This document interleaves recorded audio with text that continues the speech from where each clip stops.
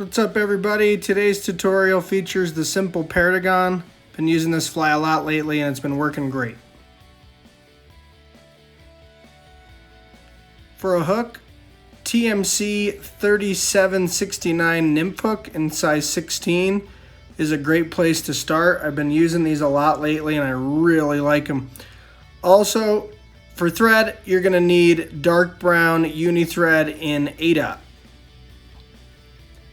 Once you get your 2mm copper tungsten bead on the hook, take some thread wraps back, and then you can snip or break off the tag end. The rib for this fly is UTC copper wire in size small.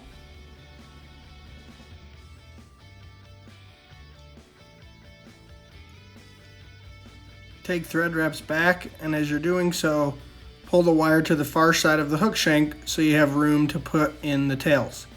Now perdigons come in many different shapes, sizes, and colors, but one staple is using coque de leon fibers for the tails. You want to pull about 4 to 6 fibers from the feather,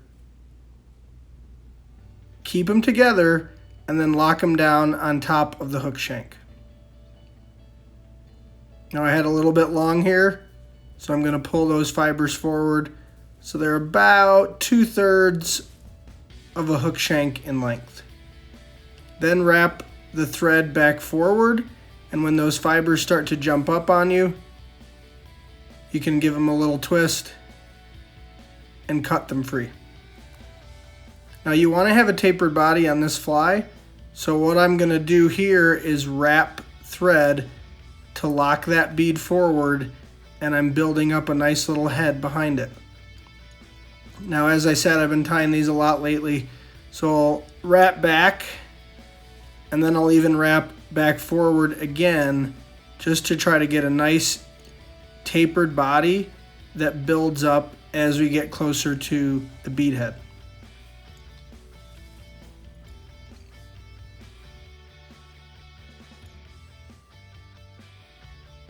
Now take the wire and you're going to do 1, 2, 3.5 turns for this particular hook length. When you get to that 3.5 turn, take thread wraps to lock down the wire and then helicopter it off close.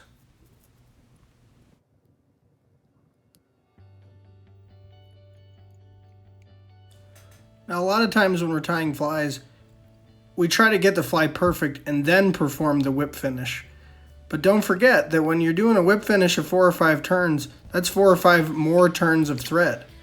So whether you're tying this fly or any other fly, get to the point where you know that you're done, but maybe you need a few more turns. Let the whip finish be those turns. When you complete the fly, then you can get in there with a razor blade or scissors and you can snip that tying thread free. Now here comes the fun part. There are a lot of different kinds of UV cure resin on the market, but for my money, Solarez Bone Dry is the best on the market. However, when I got this, the brush had too many long fibers. Tim Flagler of Tightline Productions did a video once where he explained how he went in and he cut off about half of those fibers, and it really made a difference. Get a nice little blob on top and let it sort of sink in. Now notice when I did this one, it kind of dripped down a little bit. So I have a little piece of paper towel or a napkin on my tying bench, and I'll just get in there and just soak up the little bit of extra before I get my UV cure light and I give it a nice zap. I'm a little OCD here too, and I even like to rotate the fly as I'm zapping it. 8 to 10 seconds is all that you need. And it really gives this fly shimmer, it gives it life. There's a lot of Bead nymphs in our rivers right now, and I really believe that this helps imitate those. And the last couple times that I've been fishing, both were tailwaters, but I was able to pick up this amazing rainbow and also this awesome brown on this exact pattern.